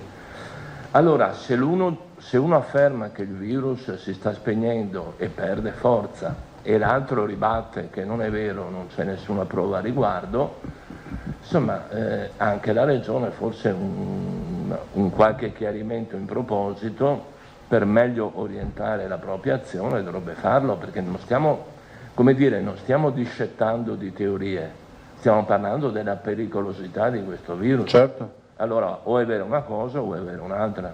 Ma guarda, io penso che il dottor Rigoli ha presentato una prima parte di studio su 60.000 test fatti, dei quali 200 erotti, non mi ricordo più il numero, erano positivi dal 1 di giugno.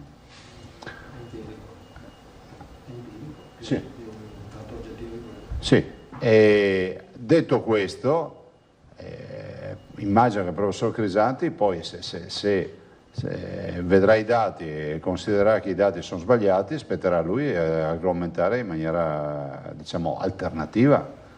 Allora vedremo la fine del dibattito, quindi dovremo chiedere al professor Crisanti che dia la sua lettura a questo processo. Nuovo Terraglio, Emiliano, Marchiori, Vanzan. Buongiorno Presidente. Buongiorno. Allora io mi riallaccio a quanto è stato chiesto già dai colleghi. Mi risulta che lei abbia rilasciato un'intervista alla Stampa, però io l'ho vista e non si sa mai se le notizie sono giuste o cattive, dove lei sostiene che se ha un qualcosa di cui diciamo si è sentito deluso nella sua attività è proprio dal comportamenti di qualche, insomma dal movimento scientifico, dai cosiddetti tecnici. E appunto a questo riguardo mi riallaccio anche appunto al discorso che abbiamo fatto.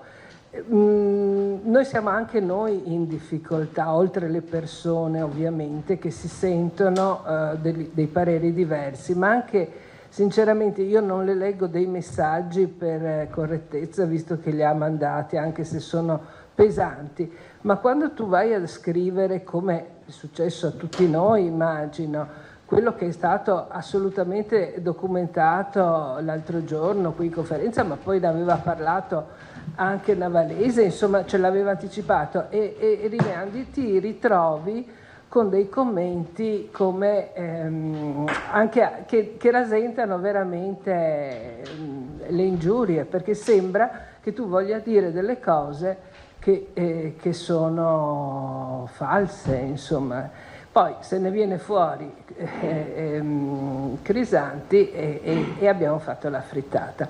Per cui ci ritroviamo anche noi in una situazione, e naturalmente questa situazione, poi siccome Crisanti, come avevo già detto un'altra volta, ne aveva fatte altre, tipo quella sulle autopsie, più che altro su altre cose, eccetera, ci troviamo veramente in difficoltà.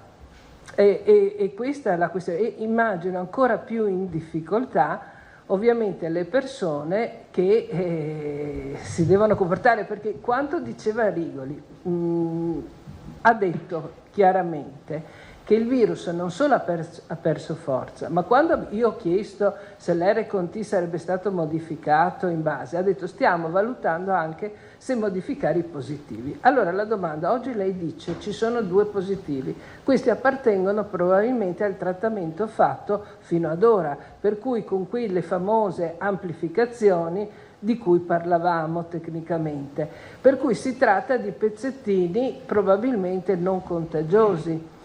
E questi 2 potrebbero domani risultare 0?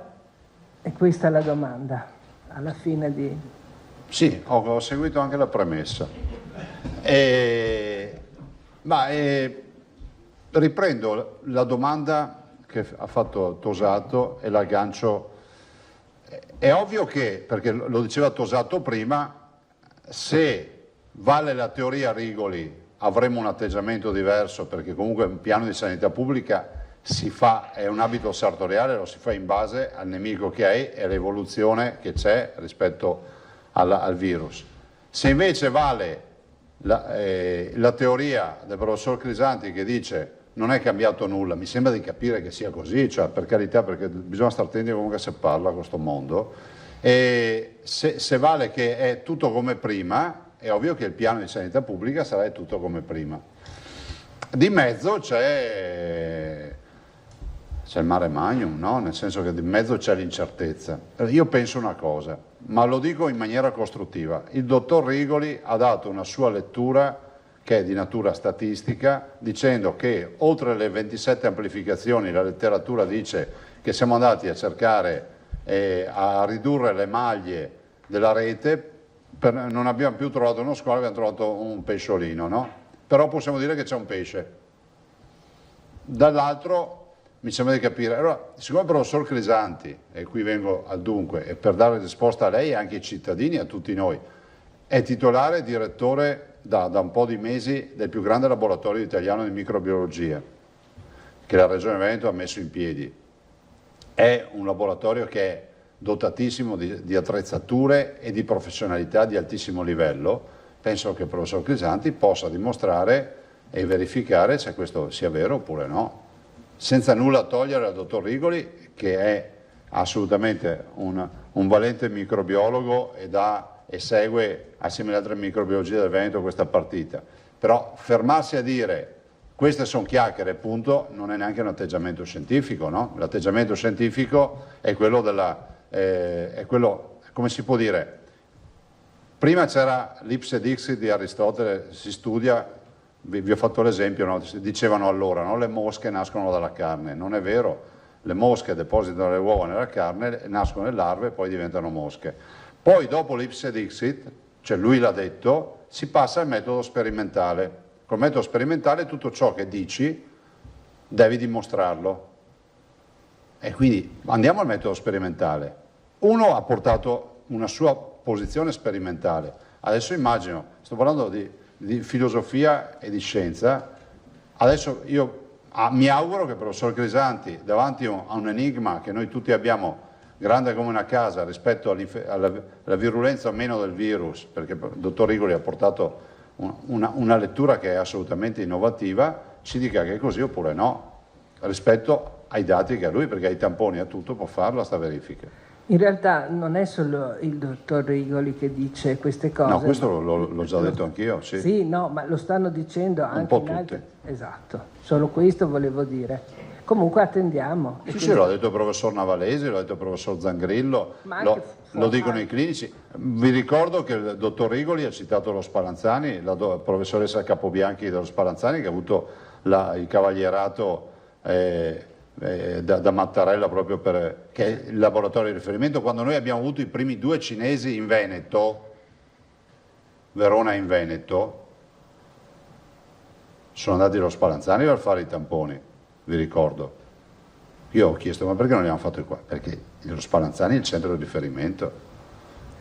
Sì, certo, comunque anche ieri, per esempio, l'OMS è venuta fuori, anche questa è tutta da verificare perché ormai non si capisce più se è corretto o no, è venuta fuori con una sparata dicendo che non serve, quando uno è guarito, era positivo, ha avuto la febbre, ha avuto... Non serve più fare il tampone. Beh, è una sparata. Cioè, no, non lo so, ma vista in funzione di queste cose che... Noi lo facciamo ancora, però guardate che comunque potrebbe avere anche una base scientifica questo tema, no? Cioè... Ma allora ricapovolgiamo di nuovo tutto, perché allora se noi andiamo a cercare l'amplificazione, la 27esima amplificazione, voglio vedere e se invece non vale la pena neanche di farlo, cioè sono 2 cose completamente diverse. Sì, questo è vero, però guardi, il tema è che è un virus che non si conosce, quindi tutti coloro che liquidano la partita dicendo di aver capito tutto del virus, secondo me sbagliano. Ci vuole un po' anche di umiltà e cercare di capire che questa è una bestia strana. Le dico una cosa, il 3 di febbraio, scusate, ma il 3 di febbraio di quest'anno, voi sapete cosa è accaduto? No, perché qua tutti si vanno ad aver fatto tutto, no?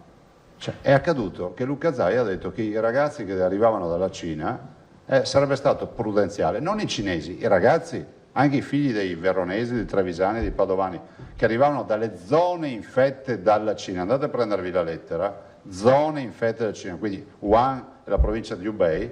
Sarebbe stato prudenziale fargli fare l'isolamento fiduciario. Cioè, apriti cielo. Non ho visto tanta comunità scientifica disponibile a difendere questa teoria. Oggi, se parliamo della quarantena anche di un neonato, c'è qualcuno che si scandalizza qui. No.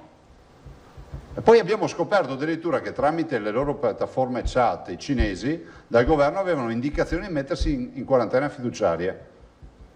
Dove erano tutti questi esperti il 3 di febbraio? Basta. E ti ricordo, Presidente, che oltre allo Spallanzani nello studio di Rigoli c'era anche il San Matteo di Pavia. Sì. Esatto. Ah sì, c'era San Matteo di Rigoli li ha citati, San Matteo di Pavia e lo Spallanzani. Allora, Emiliano Marchiori Vanzà.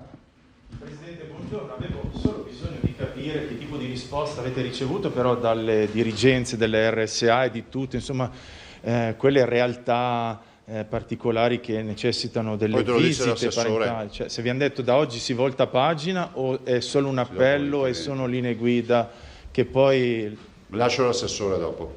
Grazie. Sì, così nell'intervento lei ha fatto anche gli incontri con le associazioni delle gestioni. Dirigenze, sì. Grazie Presidente. Grazie a te. Presidente, buongiorno. Due domande di natura tecnica. Una ci giunge da una scuola di ballo perché si trovano in difficoltà. Dopo la sua ultima dichiarazione aveva detto ok al ballo di coppia, un argomento che la fa sorridere molto. No, stavo pensando che non sia in Puglia anche quello del ballo, perché già c'è la casa in Puglia. No, è qui in Veneto. Mi verrebbe da dire nel Trevigiano, però su questo non garantisco. Allora, lei aveva detto ok al ballo di coppia tra congiunti. Nella FAQ però lei sostiene sia scritto conviventi, quindi sono in confusione. Ecco. Secondo me è sbagliata. E chiedono chiarimenti perché non sanno cosa FAQ. fare. Sì, cioè, che differenza c'è tra un convivente e un congiunto? Sì, ma dal punto di vista sanitario. Dovremmo discutere un bel pezzo. No, però magari il No, grazie di aver segnalato, grazie ragazzi. No, nel senso che dal punto di vista sanitario, è vero che il convivente vive in un ambito, diciamo, dove c'è una condivisione di virus, di batteri, c'è una condivisione di tutto. Però il congiunto, pensate, due fidanzati, cioè, come si fa a dire che cioè, uno ha avuto, diciamo, dei contatti con dei batteri, dei virus, e l'altro no, se sono congiunti di fatto e non di diritto. Però i due amici, per esempio? Se basa, sono congiunti. Si congiungono. Sì, giustamente l'ingegnere dice, ma se possono andare a cena assieme non si capisce. Quindi chiariamo che riguarda i congiunti. Chiariamo che rivediamo la FAQ e vi diamo informazione, diciamo, asseverata e ufficiale. Ok, l'altra invece riguarda le attività sportive da contatto, si era detto dal 25 giugno. Però mi hanno segnalato che i protocolli vengono demandati dalle federazioni sportive e che in tal senso non è ancora arrivato nulla. Si devono trovare a fare le linee guida, me lo diceva adesso l'assessore Lanzarini. Siamo noi incaricati, quindi come Veneto. Saranno prossimamente a giorni. Ok, va bene, grazie. Ci hanno chiesto quest'ulteriore supporto. Tanto che gli altri litigano, noi facciamo le linee guida. Presidente, tornerei sul discorso case di riposo perché è un tema molto sentito dalle famiglie, sia per quanto riguarda i ricoveri, quindi le prese in carico, cioè gli anziani che diventano ospiti delle case di riposo, sia per quanto riguarda le visite. Adesso vedremo l'ordinanza, l'assessore ce l'illustrerà, ma soprattutto dovremo leggere il testo per poi spiegarlo bene sui giornali. Quando però lei lancia l'appello, aprite tutto, vuol dire che potrebbero esserci ancora dei margini per lasciare le gestioni a tenere chiuso, nel senso che sono indipendenti, sono autonome? Allora, questo sì, perché c'è la discrezionalità della gestione. Tu sai che tutto quello che va in maniera restrittiva se è giustificato dal punto di vista di sanità pubblica, lo si può adottare. Io l'ho detto perché mi metto nei panni non di Fara di Soligo, di Arzignano che hanno avuto contagi zero, o altre realtà, Monastiere, mi vengono in mente dei nomi di case di riposo che hanno avuto contagi zero. Vi ricordo che delle 300 il 75% ha avuto contagi zero, l'altro 25% ha avuto da pochissimi contagi fino ad essere totalmente infetto. Quindi mi metto nei panni di chi ha avuto, gli è passato sopra un rullo e ha avuto tanti morti, che adesso, cioè, che come diciamo sempre, no? Se ti sei scottato l'acqua calda hai paura anche della fredda. Vogliamo rassicurare tutte le gestioni che l'ordinanza delle linee guida che sono state asseverate, quindi approvate dal Comitato Tecnico Scientifico autorevole, c'è un'ordinanza di supporto che le delibera e le fa proprie, per cui veramente, se c'è ecco, ben venga questa domanda, se c'è qualche dubbio piuttosto ci chiamino, ma gli anziani e gli ospiti devono vedere i parenti. Mi scusi, non ho capito, quindi le linee guida sono nuove o sono quelle precedenti? Sono quindi nuove. Abbiamo nuove linee guida Sì, sì. asseverate dal Comitato Tecnico Scientifico più l'ordinanza che lei firma. Certo, che adotta le linee guida. Quindi sostanzialmente è una forma di manleva, no? Nel senso che diciamo, guardate, aprite, rispettate questi parametri e non accadrà nulla, e se dovesse accadere qualcosa in maniera microscopica sappiate che avete rispettato le linee guida. Considerate che loro partivano da un'esperienza negativa in assenza di linee guida. Cioè, chi è che aveva le linee guida il 21 febbraio per l'accesso alle case di riposo? Giacomuzzo. Scusate, io riprendo l'appello perché ve lo dico spesso. Vi ricordo che Venezia, siccome qua parliamo sempre di focolai e tutto, vi ricordo che Venezia ha avuto un focolaio che è stato quello che più mi ha messo angoscia, perché a fine febbraio Venezia comincia a avere, parlo del centro storico, non parlo di Dolo che fu l'altro focolaio ospedaliero, il centro storico ebbe un focolaio che interessò degli anziani e anche dei sanitari. Venezia ha fatto on, off, continua a fare l'appello. C'è qualcuno della comunità scientifica che vuole spiegarsi perché è accaduto questo? Cioè, visto che parlano di tutto, perché nessuno ci dice questo?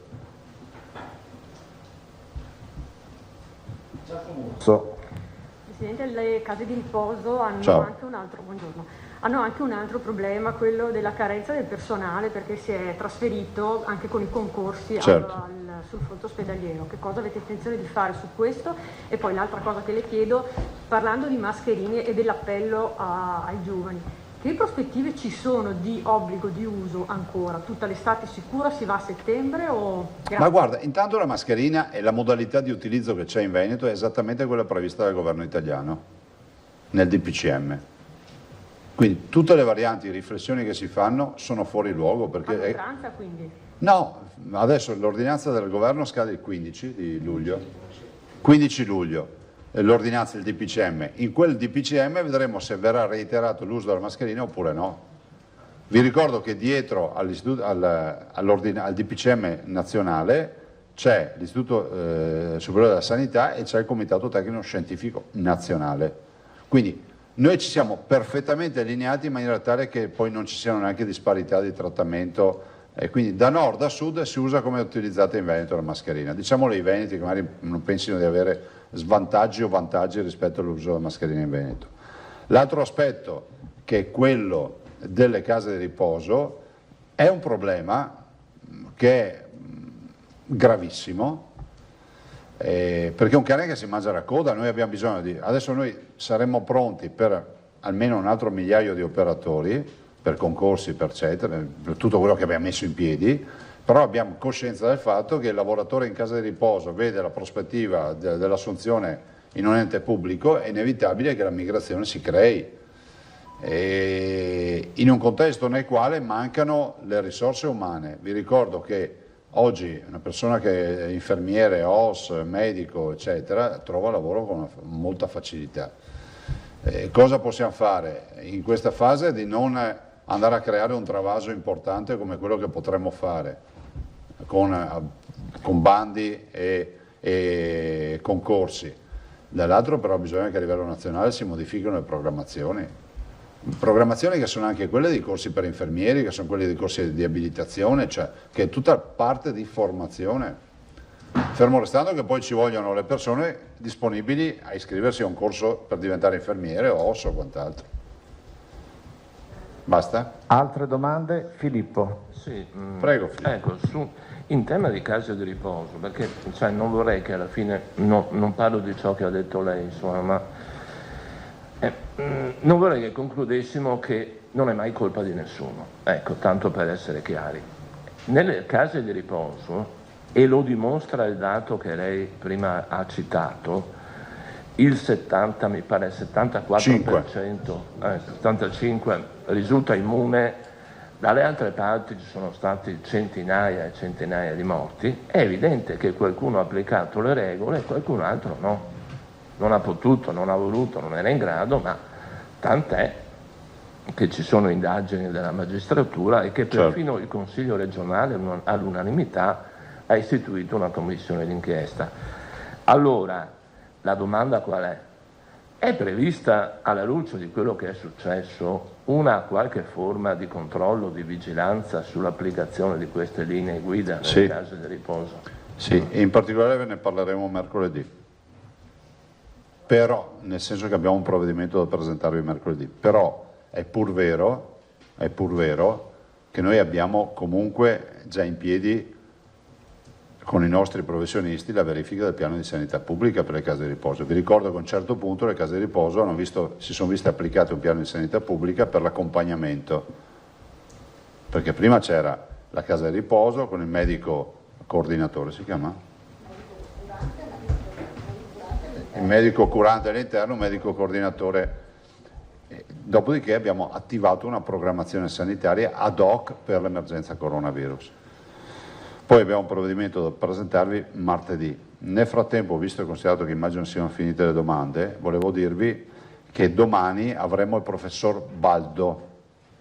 Il professor Baldo è colui che a livello universitario si occupa di prevenzione, di igiene e quindi è l'alter ego universitario della dottoressa Russo, è dell'Università di Padova, è autorevolissimo professionista e scienziato e potrà, ve lo dico anche perché se dovete prepararvi o avete qualche dubbio, qualche necessità, lui sa di tamponi, isolamenti fiduciari, vi parla di provvedimenti legislativi, di tutto quello che è previsto in caso di un'emergenza epidemiologica, quindi pandemia. Penso che voi apprezziate e anche i cittadini apprezzino il fatto che cerchiamo di portare questi professionisti in maniera tale che si dà anche uno spaccato di quante professionalità ci sono dietro a questo. Dopodiché avremo altre realtà e di giorno in giorno poi vi dirò, ma comunque c'è una programmazione, di fatto tutti i giorni avrete un professionista che si è occupato di coronavirus. Lascio la parola al Sole Lanzarin. Grazie e buongiorno a tutti. Arrivederci Presidente. Assessore, io direi che l'assessore illustra linee guida relative a ordinanza, perché in questo caso probabilmente le cose sono capovolte e poi passiamo un po' alle domande. Prego Assessore.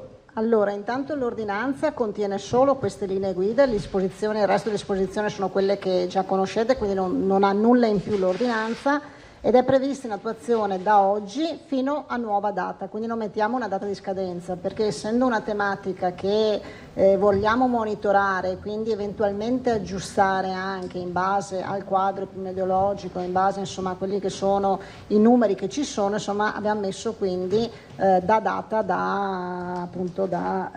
diciamo così, insomma da nuova diversa data, nuova ordinanza eventualmente, senza mettere una data di scadenza come erano le altre ordinanze. Allora, allegato troverete le linee guida che sostituiscono di fatto quelle precedenti.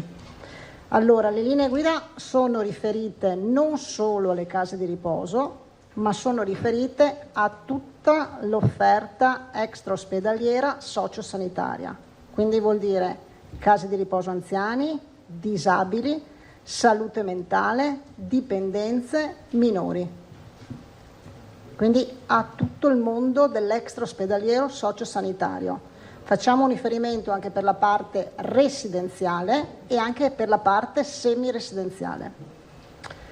I punti principali, allora, tanto distinguiamo tra strutture per anziani, che chiaramente rimangono gli attenzionati principali, e tutto il resto delle strutture. Allora, le strutture per anziani cosa prevediamo? Nuovi accessi. Le visite sono uguali per tutti e le dico dopo, quindi le visite non si differenziano tra le varie strutture. Gli accessi invece, i nuovi accessi, i nuovi ospiti si differenziano tra le strutture che vi ho detto, no? Tra quindi le tipologie che vi ho detto. Quindi anziani, nuovi accessi, ossia nuovi ospiti che arrivano, che chiedono, hanno fatto tutti i passaggi, quindi unità multidisciplinare e quant'altro, sono entrate nel registro unico della residenzialità che c'è in ogni singola azienda. Non ho il dato, ma per il pomeriggio proviamo a recuperare il dato delle liste d'attesa complessive della Regione. Il dato che diceva il Presidente, che gli ho detto, è che dal 29, che mi sembra era la data dell'ultima ordinanza in cui prevedevamo i nuovi accessi, i dati che mi hanno fornito sono di circa 500 nuovi accessi, strutture sempre per anziani sto parlando, dal 29 di maggio. Allora, accesso di nuovo ospite in casa di riposo. Se è un ospite che arriva da casa, quindi dall'abitazione, dal domicilio, fa tampone, entra in struttura, deve essere collocato in una stanza singola e quindi isolato dal resto della struttura, dal resto della degenza. Dopo 14 giorni fa il secondo tampone, se negativo entra in maniera normale nella struttura. Accesso da pronto soccorso, non so, un ospite che è andato in pronto soccorso, è rimasto una notte in pronto soccorso, oppure è uscito per andare a fare esami di vario tipo, eccetera. Siccome sia per il pronto soccorso, sia per eventuali diagnosi o comunque prestazioni specialistiche, eccetera, sapete ci sono dei percorsi destinati, differenziati, eccetera, riteniamo che al rientro nella struttura entra normalmente in struttura senza fare nessun tipo di isolamento, perché il pronto soccorso ha comunque seguito dei percorsi separati, monitorati e quant'altro. Quindi rientra normalmente, si è fatto un accesso al pronto soccorso dalla struttura, chiaro, dalla struttura, perché sapete che ci sono molti accessi del pronto soccorso dalla struttura. Persona che è stata ricoverata invece in struttura sanitaria, che quindi è stata ricoverata 1 settimana, 2 settimane, sia che sia stata una persona positiva e poi che sia negativizzata, sia che sia stata una persona insomma che ha avuto una degenza all'interno di un reparto, geriatria, medicina, siccome dovrebbe in maniera cautelativa fare i 14 giorni quando rientra in struttura di isolamento, prevediamo invece che venga preso in carico da un ospedale di comunità, da una struttura intermedia. Faccia nella struttura intermedia quindi anche un'ulteriore assistenza, faccia quindi il periodo di isolamento nella struttura intermedia e poi entra in maniera normale nella struttura per anziani.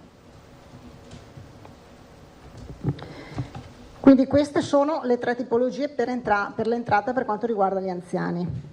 Le altre invece tipologie di entrata, ossia per gli ospiti che entrano in una comunità alloggio per disabili, una CTRP per minori, una comunità o gruppo appartamento per malati psichiatrici, salute mentale, oppure per le dipendenze, fanno il tampone, aspettano l'esito del tampone e poi entrano in maniera normale nella struttura, quindi senza nessun isolamento. Aspettano a casa, oppure se la struttura ha la disponibilità di tenerli anche nelle 48 ore, i 2 giorni necessari, possono aspettare anche in struttura, comunque sempre isolati. Il momento, cioè la tempistica del tampone, quindi può essere la giornata, dipenderà insomma, ma cercando di dare indicazioni di questo tipo. Questo quindi per quanto riguarda tutte le altre strutture.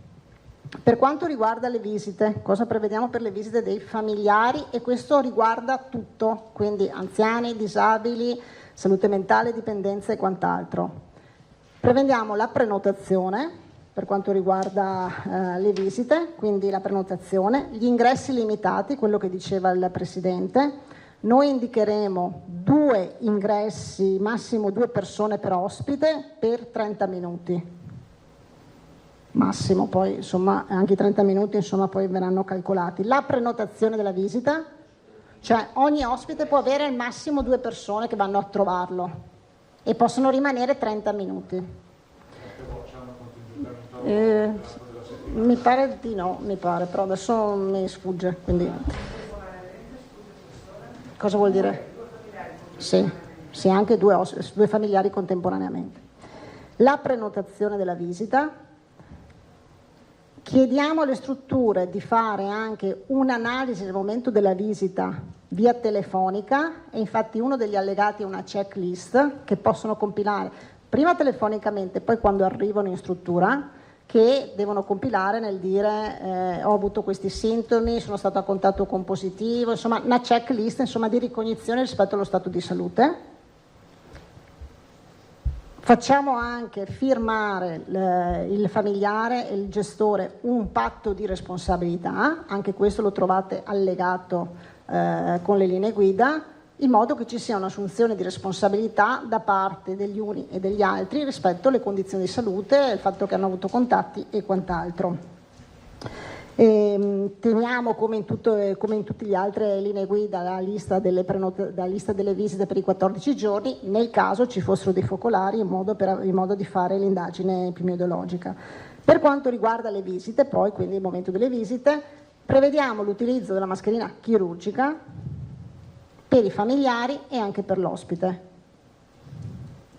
preferendo gli ambienti all'aperto, arieggiati o comunque luoghi dedicati che non siano i luoghi della degenza, non la camera per capirci. Prevediamo per quanto riguarda disabili, minori eccetera, anche la possibilità di pernottare, quindi che la famiglia chieda, come succedeva prima e adesso non sta più succedendo, di portarsi a casa il familiare, il ragazzo, il congiunto, insomma, eccetera, di pernottare e poi di riportarlo tipo durante il fine settimana. Anche in questo caso chiediamo però patto di responsabilità, monitoraggio dei sintomi e tutto il resto, però facciamo anche questa apertura rispetto appunto a quei soggetti, non gli anziani ma tutto il resto, che erano abituati anche a uscire per la domenica, non solo per andare a prendere, non so, il gelato, quindi diurno, ma anche qualcuno col pernottamento e quindi uscire per andare a mangiare a casa e così via. Quindi lo prevediamo, patto di responsabilità, monitoraggio dei sintomi e attenzione insomma rispetto all'utilizzo. Per quanto riguarda i servizi semiresidenziali, quindi diurni, soprattutto disabili e salute mentale, che erano già stati riaperti, se vi ricordate, perché uno degli articoli, c'è stata una delibera di giunta previsti nel decreto 18, mi sembra che prevedeva, adesso mi sembra a memoria, insomma, la riapertura. Allarghiamo, nel senso che prima erano previsti gruppi da 5 persone, allarghiamo fino a gruppi a 10 persone all'interno della struttura, perché prima in quella delibera erano previsti fino a gruppi fino a 10 persone di disabili, ma siccome ormai insomma è passato un po' di tempo, il monitoraggio lo vediamo eccetera, quindi allarghiamo fino a gruppi di 10 persone, chiaramente poi il parametro che è già stato previsto, quindi però prima potevano solo gruppetti da 5, adesso insomma allarghiamo fino a 10. Ricordo che tutti i soggetti che entrano a qualsiasi titolo, che siano ospiti per la residenzialità sia per il semiresidenziale, gli facciamo il tampone. Quindi anche quelli che entrano nei centri diurni, gli ospiti, facciamo il tampone e poi vengono inseriti normalmente in struttura. Tutti? No. Gli ospiti che entrano, sia quindi c'è il monitoraggio, quindi il tampone, tutti gli ospiti, sia per quanto riguarda tossicodipendenze, disabili, salute mentale, eccetera. Insomma, tampone sempre prima di entrare, sia che sia per una comunità alloggio residenziale, sia perché per una semiresidenziale. Nelle riaperture vi ricordo che abbiamo fatto i tamponi anche a tutti gli operatori, quindi man mano che si sono riaperti abbiamo fatto i tamponi anche a tutti gli operatori di questi servizi.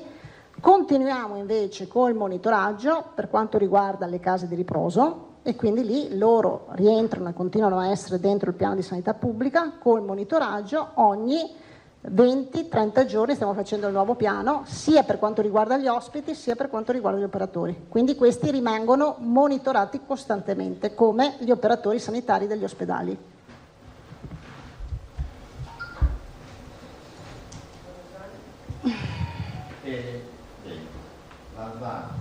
Vanzan, Emiliano per ora, immagino ce ne saranno molte altre. Giacomuzzo vedo che già si prenota, Filippo.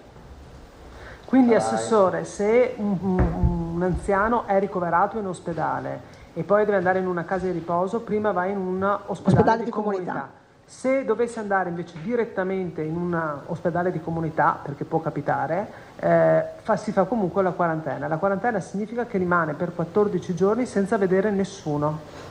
Allora, nell'ospedale di comunità, adesso io non vi so dire negli ospedali di comunità, nei reparti che ci sono all'interno dell'ospedale, cosa stanno facendo come quarantene, però, no, aspetta, scusami, non visite, intendi quarantene, no, quarantene senza vedere nessuno, sì, corretto, sì, corretto.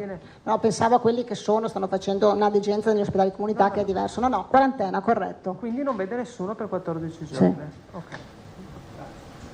Emiliano. Una domanda pending da prima, mi pare. Assessore, volevo sentire da lei insomma, le garanzie che i dirigenti delle varie strutture vi hanno dato. Insomma, se vi hanno detto voltiamo pagina, quindi sì, apriamo, seguiamo le vostre indicazioni, oppure faranno alla fin fine un pochino di testa loro, mi permetta questo termine, e quindi avremo ancora le famiglie che si troveranno a fare dei tira e molla impugnando le vostre ordinanze, ma che loro rispondano picche, con loro che rispondano picche. In questo modo, con anche il patto di responsabilità che prima non c'era, quindi un'assunzione di responsabilità anche da parte di familiari, con il controllo, insomma, e una collaborazione di questo tipo, ci sia sicuramente la volontà da parte di tutti, insomma, di aprire e di far sì, insomma, che si superi anche il momento che abbiamo visto. Purtroppo, ed è di questi giorni, sapete, non so se avete visto, c'è una struttura nel Vicentino che ha avuto una rinfezione e che è anche molto strana, perché parliamo di un ospite che era negativo ai 2 tamponi, quindi già negativo ai 3 tamponi, scusatemi, 3 tamponi, è stato mandato a casa. Una persona di 65 anni mi sembra, insomma, più o meno, quindi è stata mandata a casa per il pranzo su insistenza dei familiari, quindi lì la struttura aveva già deciso di mandarlo a casa, quindi voi capite, insomma, ecco, lo poteva fare, cioè non è che noi possiamo, insomma. È ritornato, ha avuto una caduta, ha avuto un accesso al pronto soccorso, a tampone pronto soccorso positivo, dopo 3 tamponi negativi, quindi la struttura è stata di nuovo messa in isolamento, tamponi a tutti, tamponi in isolamento ai familiari, eccetera. Però è un caso che da un punto di vista appunto della sanità, dell'igiene, del Dipartimento di Sanità Pubblica stiamo capendo anche con l'indagine epidemiologica cosa sia successo, no? Quindi è chiaro che l'attenzione deve rimanere alta ai primi sintomi, insomma è un po' come cioè apri-chiudi, quindi noi siamo anche disponibili, questo parlando con la dottoressa Russo, ad allentare anche i 14 giorni, tra 15 e 20 giorni, a pensare che anche i 14 giorni di isolamento, se l'evoluzione sarà di un certo tipo, però è una, diciamo così, insomma, una situazione che deve essere monitorata e accompagnata, e io chiedo anche l'accompagnamento e il monitoraggio da parte dei gestori delle strutture. Non possiamo fare altrimenti, cioè a parte dire il CTS ha visto e quindi la prevenzione ha scritto queste linee guida, il CTS ha dato il parere positivo, ci sentiamo rispetto all'andamento epidemiologico di dire che la situazione va in questa direzione, quindi anche voi, insomma, cercate di venire incontro a quelle che sono le esigenze e aiutarci a monitorare. Questo però possiamo fare, quindi chiedendo effettivamente, io dall'ultimo incontro che ho visto con loro, che ho avuto con loro, ho annunciato queste cose qua, mi sembravano, insomma, abbastanza propositivi sotto questo punto di vista.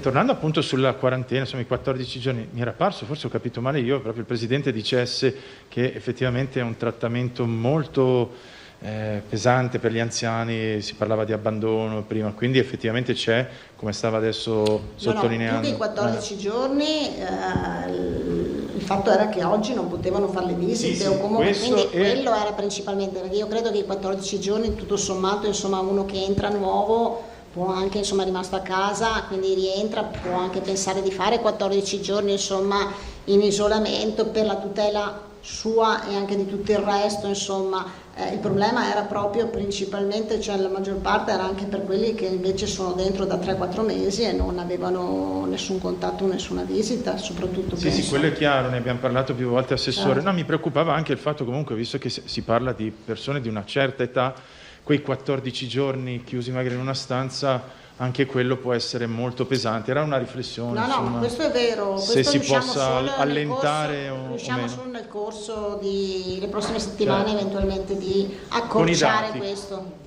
Con i dati. Grazie Assessore. La prima, dal punto di vista economico, le case di riposo verranno aiutate in qualche modo, visto che 5 mesi senza nuove entrate, con magari tanti decessi, pesano sulle casse e sulla gestione.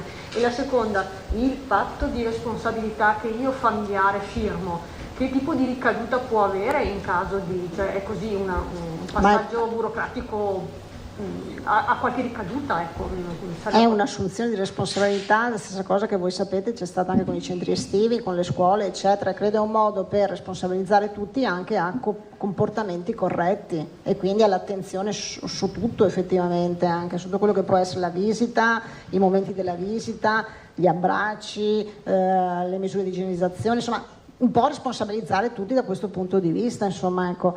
E per quanto riguarda la parte economica, noi stiamo lavorando a un provvedimento appunto per chiaramente andare incontro ai problemi economici e finanziari di queste strutture, quindi per garantire la sostenibilità che sappiamo insomma non c'è, perché con un blocco di 4 mesi effettivamente insomma è difficile, quindi su questo insomma ci sarà un provvedimento, insomma.